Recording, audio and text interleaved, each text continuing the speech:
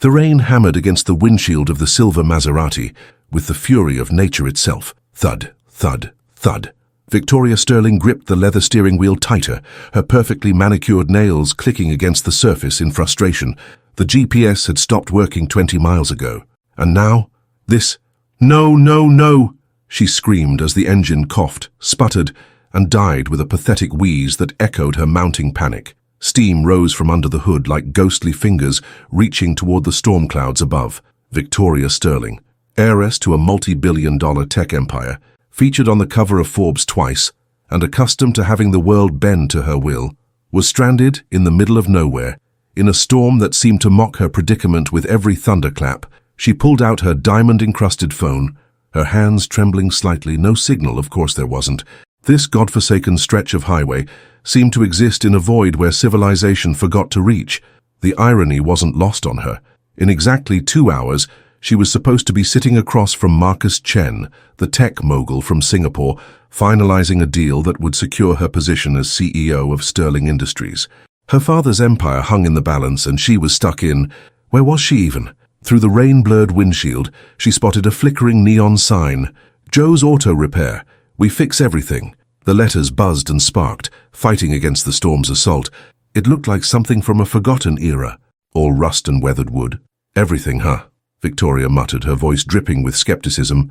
We'll see about that. She grabbed her Hermes purse, took a deep breath, and stepped into the storm. The rain soaked through her $1,000 blazer in seconds, and her Italian leather heels slipped on the wet pavement. By the time she reached the garage door, she looked nothing like the composed businesswoman who had graced magazine covers. Clang, clang. The sound of metal on metal echoed from inside the garage. Victoria pushed open the heavy door, and the smell of motor oil and old coffee hit her like a wall. "Hello," she called out, her voice echoing in the cavernous space. "Is anyone here? I need help." From beneath a raised pickup truck, a pair of worn work boots appeared, followed by long legs in grease-stained jeans. The man who emerged was not what Victoria expected. He was tall, maybe 6'2", with dark hair that looked like he'd run his hands through it 100 times. His face was smudged with grease, but his eyes were startlingly intelligent, the kind of deep blue that seemed to see right through you.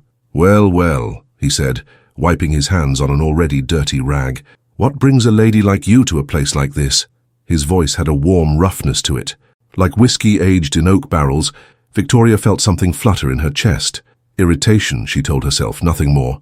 "My car broke down," she said, trying to inject authority into her voice, despite looking like a drowned cat. "I need it fixed, immediately." The man, Jake, according to the name patch on his coveralls, looked her up and down with an expression that was equal parts amusement and curiosity. "Immediately, huh?" He walked over to the garage opening and peered out at her Maserati. "That's a nice ride. What seems to be the problem?" "If I knew that, would I be here?" Victoria snapped, her patience wearing thin. The clock in her head was ticking louder with each passing second. Jake raised an eyebrow but said nothing. He grabbed a flashlight and headed out into the rain. Victoria watched through the window as he popped the hood and bent over the engine. Even from inside, she could see him shaking his head. When he came back in, his expression was grim. "Lady, I've got some bad news for you." Victoria felt her heart skip a beat. "What kind of bad news?" Jake leaned against his workbench, crossing his arms. Water dripped from his hair onto his shoulders, and Victoria found herself momentarily distracted by the way the overhead light caught the droplets. "Your timing belt snapped," he said, his tone matter-of-fact. "Took out your pistons. Probably cracked your engine block in a car like that. Well, let's just say you're looking at a complete engine rebuild." "How long?" Victoria's voice was barely above a whisper. 3, maybe 4 weeks, if I can get the parts." The words hit her like a physical blow. 4 weeks. She had 2 hours. 2 hours to get to the most important meeting of her life, and this mechanic was telling her it would take a month. "That's impossible," she said, her voice rising. "You don't understand. I have a meeting. The most important meeting of my life. I have to be there in 2 hours or I lose everything." Jake studied her face, taking in the desperation she was trying so hard to hide. "Where's this meeting?" "Chicago, the Meridian Tower." He let out a low whistle. "That's 4 hours from here on a good day, even if your car was running. Then call me a cab, a helicopter, something. Lady, in case you haven't noticed, we're in the middle of nowhere during the storm of the century. No cabs, no helicopters, no nothing." Victoria felt the walls closing in. everything she had worked for, everything her father had built, slipping away because of a stupid car and a stupid storm and a stupid mechanic who clearly didn't understand the magnitude of the situation. "You don't get it," she exploded, her composure finally cracking. "This isn't just some meeting, this is my life, my father's company, thousands of jobs, and you're standing there telling me about timing belts like it's some kind of academic discussion." Her voice echoed in the garage, bouncing off the concrete walls and coming back to haunt her. Jake's expression didn't change, but something flickered in those blue eyes. "What exactly do you want me to do?" he asked quietly. Victoria looked at him, really looked at him. This man with his grease-stained clothes and calloused hands, standing in his little garage like it was his kingdom. The desperation, the fear, the sheer impossibility of her situation crashed over her like a wave, and then she snapped. "Fix it!" she screamed, pointing toward her broken car. "I don't care what it takes. I don't care if it's impossible. Conserte este moto e mi caso con você." The words hung in the air like smoke. Victoria's chest heaved as she realized what she'd just said. The Portuguese had slipped out in her emotional outburst, a remnant of her childhood nanny's influence, but the meaning was clear enough. Jake's eyebrows shot up, and for the first time since she'd met him, he looked genuinely surprised. "Did you just say what I think you said?" Victoria's face flushed crimson. That's not, I was just, "Fix this engine and you'll marry me." Jake's lips curved into a slow smile that transformed his entire face. "That's quite an offer." "I wasn't serious," Victoria protested, but even as she said it, she could see something changing in Jake's expression. The amusement was still there, but it was joined by something else, something that looked almost like calculation. "A promise is a promise," Jake said, pushing himself off the workbench. "Especially one made in desperation." He walked over to his tool chest and began pulling out equipment Victoria had never seen before. Not the standard wrenches and screwdrivers she expected, but sophisticated diagnostic tools that looked more like they belonged in a laboratory than a backwoods garage. "What are you doing?" she asked, her voice smaller now. Jake looked at her over his shoulder, and that smile was back, but now it held secrets. "I'm going to take you up on your offer," he said. 30 minutes, engine running like new, and then we'll discuss the wedding arrangements." Victoria stared at Jake as if he'd lost his mind. 30 minutes? You just told me it would take weeks." "That was before you made it interesting," Jake replied. Wheeling a diagnostic computer toward the garage door, the machine looked expensive. Very expensive, nothing like the equipment she'd expect to find in a small-town garage. "You're insane," she muttered, but she followed him outside into the rain anyway. Something about his confidence, the way he moved with sudden purpose, made her believe that maybe, just maybe, he wasn't as crazy as he seemed. Jake connected cables to her car's diagnostic port with the efficiency of someone who'd done this 1,000 times.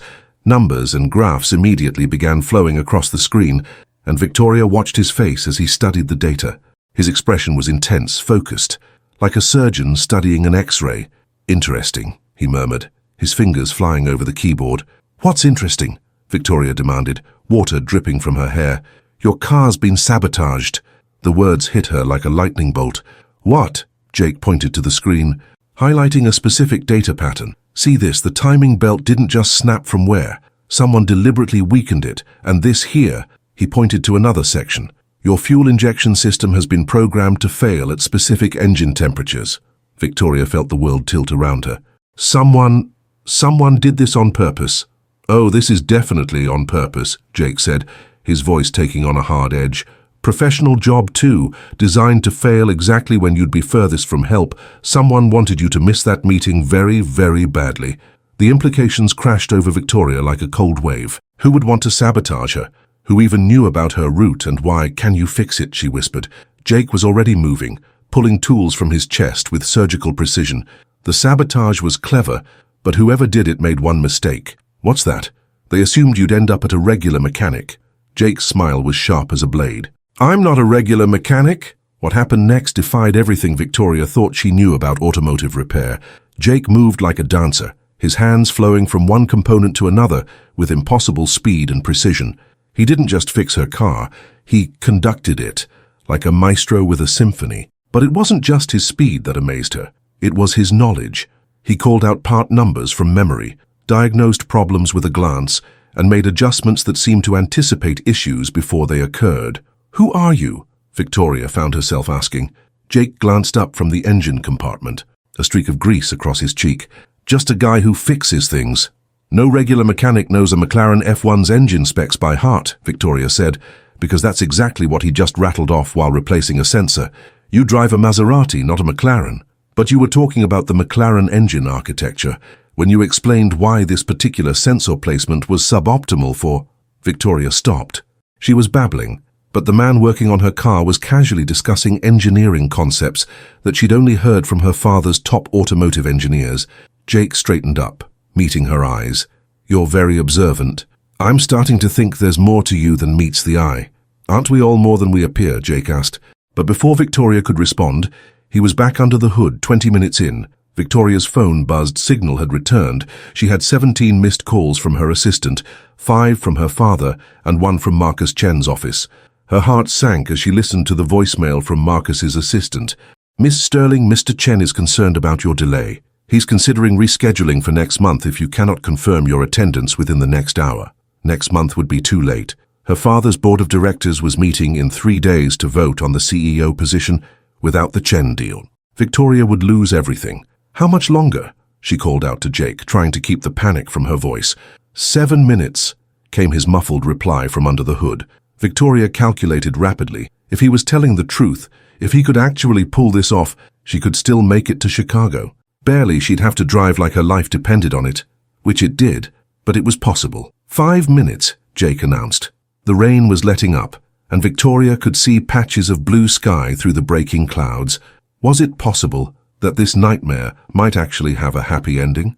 3 minutes. Victoria found herself pacing, her heart pounding with a mixture of hope and terror. This was impossible. Cars didn't get rebuilt in 30 minutes. Engines didn't come back from the dead because a small-town mechanic waved his hands over them. Time! Jake called out. Victoria rushed to the car as Jake lowered the hood. He wiped his hands on his coveralls and gestured toward the driver's seat. Go ahead, turn her over. Victoria slid behind the wheel, her hands shaking as she pressed the start button. For a moment, nothing happened. Then the engine purred to life. Not just started, purred, like a contented cat, like it had never been broken at all. In fact, it sounded better than it had when she'd driven it off the dealer's lot. Victoria stared at the dashboard in disbelief. Every indicator was green. Every system was optimal. According to the car's computer, the engine was running at 102% efficiency, which should have been impossible. She looked up to find Jake leaning against the garage door, that mysterious smile playing at the corners of his mouth. 30 minutes, he said, as promised. Victoria sat in her purring Maserati, staring at Jake through the windshield. The impossible had just happened, and she was having trouble processing it. How? She whispered, rolling down the window. Jake walked over, his expression unreadable. Does it matter? You have a meeting to get to. He was right. She should be driving away right now, racing toward Chicago and the most important deal of her life, but something kept her rooted in place. The marriage proposal, Jake said casually, leaning against her car door. Should we discuss that now or after your meeting? Victoria's face flushed. I wasn't serious about that. Weren't you? Jake's blue eyes seemed to look right through her. You strike me as someone who doesn't make promises lightly, even in desperation. Victoria started to protest, but the words died in her throat. Because he was right. She didn't make promises lightly. It was something her father had drilled into her from childhood. A Sterling's word was their bond. I need to go, she said instead. Yes, you do. Jake stepped back from the car. Drive safely, Victoria Sterling. The way he said her name made her freeze. Not Lady or Miss, her actual name. She'd never told him her name. How do you... We'll talk when you get back, Jake said, already walking toward the garage. You don't want to be late for Marcus Chen. Victoria's blood turned to ice. She'd never mentioned Marcus Chen's name. Who are you? She called out. But Jake had already disappeared into the garage. Victoria sat there for another moment, her mind reeling. Then she looked at the clock on her dashboard and reality crashed back. She could solve the mystery of Jake later. Right now, she had a company to save. She put the car in drive and floored it. The Maserati responded like a rocket. Victoria had owned this car for 2 years, but it had never performed like this. It was as if Jake hadn't just fixed it. He'd perfected it. She made the drive to Chicago in record time, arriving at the Meridian Tower with 15 minutes to spare. The meeting with Marcus Chen went better than she dared hope. Not only did he agree to the partnership, but he increased the deal size by 30%. As they shook hands in his opulent conference room, Chen made an unexpected comment. "I'm impressed you made it here on time," he said, "especially after the morning you must have had." "The morning I had?" Victoria asked carefully. Chen's expression was neutral, but something flickered in his eyes. Car trouble, wasn't it? These things happen. A chill ran down Victoria's spine, but she kept her expression composed. "Yes, just a minor issue. Nothing that couldn't be handled." "Good," Chen said. "It would have been unfortunate if mechanical problems had prevented our meeting." The way he said it made Victoria's skin crawl, but she smiled, shook his hand again, and maintained her professional composure until she was safely in the elevator. Once alone, her mind raced. Chen's comment about her morning was too specific to be coincidence. How had he known about her car trouble unless he was the one who had caused it? The pieces began falling into place with terrifying clarity. Chen hadn't just wanted this deal, he'd wanted her desperate for it, desperate enough to accept whatever terms he offered. The sabotage was meant to make her miss the meeting entirely, forcing her to reschedule on his terms from a position of weakness. But something had gone wrong with his plan, something named Jake. Victoria drove back toward the small town in a daze, her mind churning with questions. By the time she pulled into the garage, it was nearly dark. The neon sign buzzed and flickered, casting eerie shadows across the empty lot. Jake was waiting for her. Sitting on a crate outside the garage door, he'd cleaned up. No more grease stains, no more coveralls.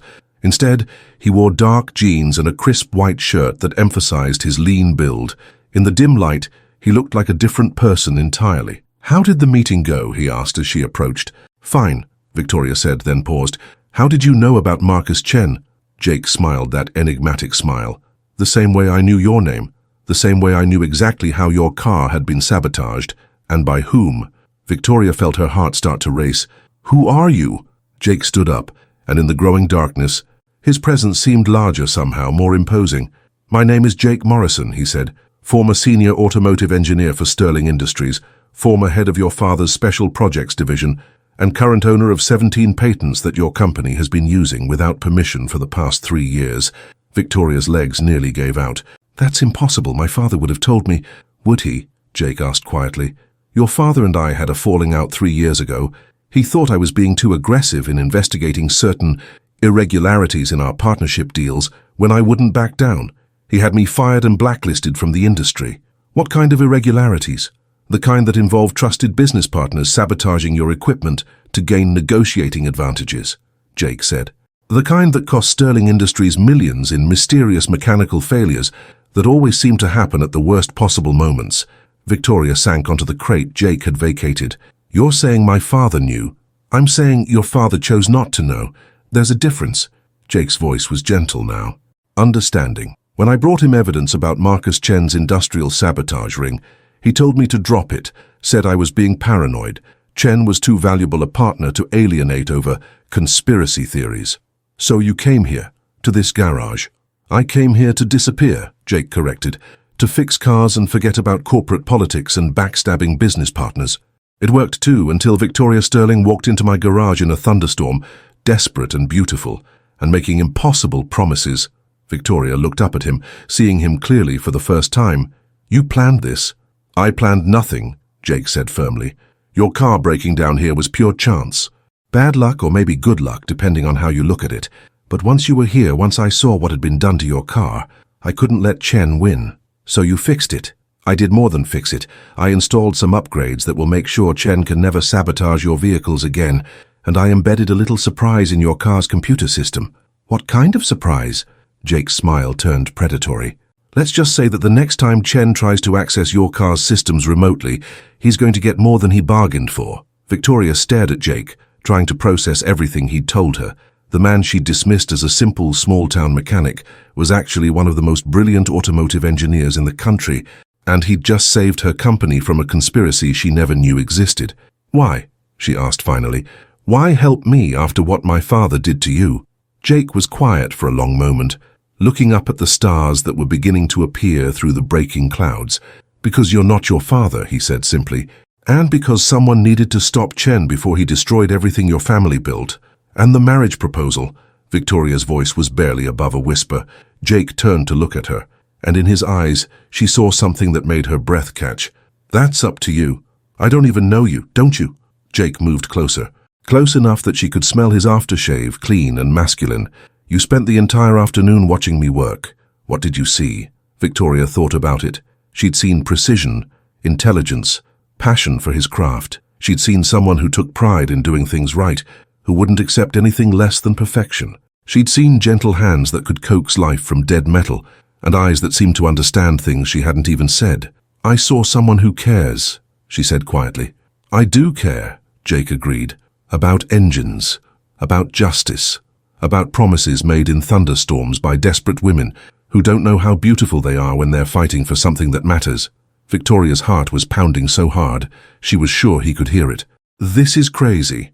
Is it you made a promise I fulfilled my part of the bargain? The question is, are you a woman of your word? Victoria looked around the garage, at the tools hanging neatly on the walls, the diagnostic equipment that was far too sophisticated for a small-town shop, the man who had turned her world upside down in the space of a single afternoon. If I said yes, she said carefully, what would that look like? I have a company to run. You have this. Do I? Jake gestured around the garage. This was always temporary, Victoria, a place to hide while I figured out what to do with the rest of my life. But today reminded me who I used to be, who I could be again. What are you saying? I'm saying that Sterling Industries could use someone who understands Chen's methods, someone who knows how to fight fire with fire. Jake's smile was sharp. I'm saying that maybe it's time for the Special Projects Division to have new leadership. Victoria felt a thrill of possibility. How'd come back to Sterling, under the right circumstances. What circumstances? Jake stepped closer, close enough to touch. A partnership, real partnership, not just in business, but in everything. Victoria's mind was racing. It was insane. She'd known this man for less than 12 hours. People didn't make life-changing decisions based on a single afternoon and a promise made in desperation, except this didn't feel like desperation anymore. It felt like destiny. I have conditions, she heard herself saying. Jake's eyebrows rose. I'm listening. First, we take this slow. I don't care what I said in my moment of panic. I'm not marrying someone I just met. Agreed. What else? Second, if you come back to Sterling, you report directly to me. No interference from my father or the board. Done. And third, Victoria took a deep breath. Third, you have to prove that what I'm feeling right now isn't just adrenaline and gratitude. And how would I do that? Victoria stepped closer, close enough to see the flecks of gold in his blue eyes. Kiss me. Jake's hands came up to frame her face, his thumbs brushing across her cheekbones. Are you sure? Instead of answering, Victoria rose on her tiptoes and pressed her lips to his. The kiss was electric, sending shockwaves through every nerve in her body. Jake's lips were warm and firm, and when he deepened the kiss, Victoria felt something inside her chest crack open. Not break, but bloom, like a flower that had been waiting its whole life for exactly the right moment to blossom. When they finally broke apart, both were breathing hard. Well, Jake asked, his voice rough. That wasn't adrenaline, Victoria whispered. No, Jake agreed. It wasn't. They stood there in the dim light of the garage, holding each other, both understanding that their lives had just changed forever. Neither knew exactly what the future would hold, but for the first time in years, Victoria felt like she wasn't facing it alone. So, Jake said eventually, what now? Victoria smiled, feeling lighter than she had in months. Now we go save my father's company together.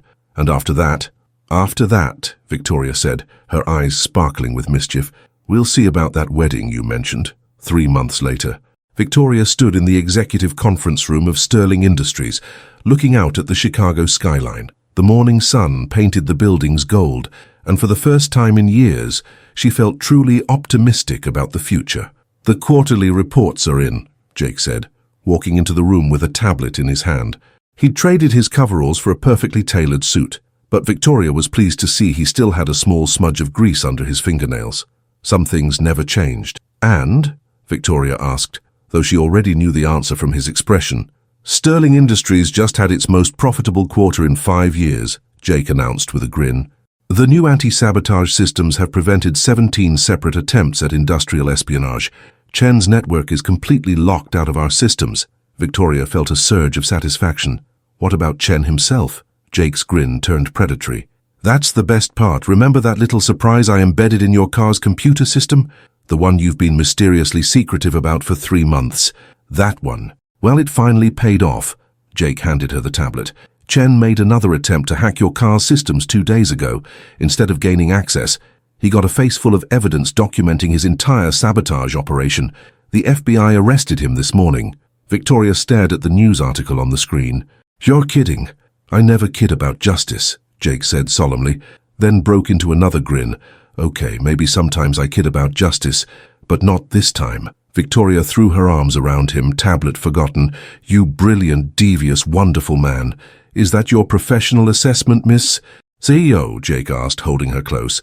That's my personal assessment, Mr. Head of Special Projects, Victoria corrected. My professional assessment is that you've just saved Sterling Industries approximately $50 million in prevented sabotage and secured our position as the industry leader in automotive security. And your romantic assessment? Jake asked, his voice dropping to that low, rough tone that never failed to make her knees weak. My romantic assessment, Victoria said, looking up into his eyes, is that I think I'm ready to discuss that marriage proposal. Jake went very still. Are you sure? I've been sure for weeks, Victoria admitted. I was just waiting for the right moment. And this is the right moment, standing in your corporate conference room, talking about quarterly reports and arrested industrial spies, Victoria laughed. Jake, you fixed my car in 30 minutes during a thunderstorm, saved my company from a conspiracy I didn't know existed, and then kissed me senseless in a garage that smelled like motor oil and coffee. If that's not romantic, I don't know what is. So that's a yes. That's a yes. Jake reached into his jacket pocket and pulled out a small velvet box. Victoria's eyes widened. You've been carrying that around for 3 months. 2 months, Jake corrected. I had to design it first. He opened the box to reveal the most unique engagement ring Victoria had ever seen. The center stone was a brilliant diamond, but it was set in a band that looked like it had been crafted from automotive parts. Tiny gears, pistons and springs had been transformed into delicate filigree work that was both industrial and beautiful. Jake, it's too much. I know it's not traditional, but I thought... It's perfect, Victoria interrupted, tears springing to her eyes. It's absolutely perfect. Jake slipped the ring onto her finger, and Victoria was amazed by how right it felt, like it had always belonged there. So, Jake said, still holding her hand, when should we have this wedding? Well, Victoria said thoughtfully, my father's hosting the annual Sterling Industries Gala next month. 500 of our closest business associates, all the industry leaders, full media coverage. You want to announce our engagement at a corporate event. I want to announce our engagement at the event where Chen was planning to make his move against Sterling, Victoria said with a wicked smile. The irony is just too delicious to pass up. Jake threw back his head and laughed. I love the way your mind works. Just wait until you see what I've planned for the honeymoon, Victoria said mysteriously. Should I be worried? Only if you don't like the idea of a month-long road trip across the country in a fully restored 1967 Mustang that I may or may not have been secretly rebuilding in the Sterling test garage. Jake stared at her. You've been rebuilding a Mustang? When? How? I've been taking lessons, Victoria said smugly. From the best mechanic I know.